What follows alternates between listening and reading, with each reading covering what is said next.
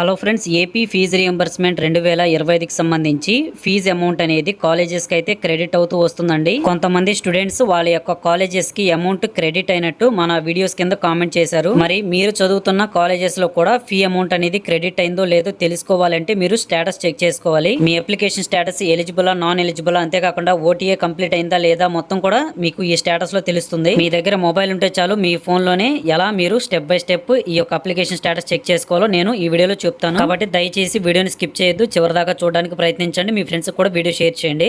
So first of all అయితే మీరైతే Google open చేయండి. ఓపెన్ చేశాక జ్ఞానభూమి అని ఇక్కడ మీకు కనిపిస్తుంది కదా, సో దాన్ని అయితే సెర్చ్ చేయండి.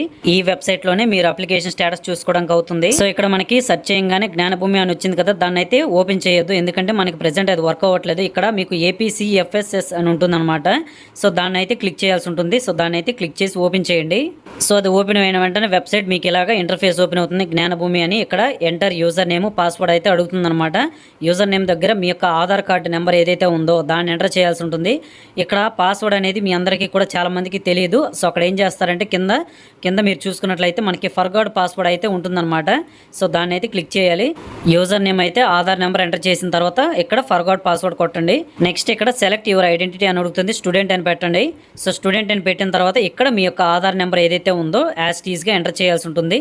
ఎంటర్ చేశాక గెట్ వెరిఫికేషన్ కోడ్ అని కొట్టండి. మీకైతే ఓటీపీ వస్తుంది. దాన్ని ఎంటర్ చేసినట్లయితే న్యూ పాస్వర్డ్ పెట్టుకోమని అదే ఇస్తుంది అనమాట ఆప్షన్. మీరు ఓటీపీ ఎంటర్ చేసి న్యూ పాస్వర్డ్ మీరు పెట్టుకున్న తర్వాత సేవ్ డీటెయిల్స్ కొట్టిన తర్వాత మళ్ళీ ఈ పేజ్లోకి అయితే వచ్చేయండి. ఇక్కడికి వచ్చి ఫస్ట్ అయితే మీ యొక్క యూజర్ నేమ్ దగ్గర మీ యొక్క ఆధార్ నెంబర్ ఎంటర్ చేసి దాని కింద మీ యొక్క పాస్వర్డ్ ఏదైతే ఇప్పుడు కొత్తగా పెట్టుకున్నారో దాన్ని అయితే ఎంటర్ చేయండి.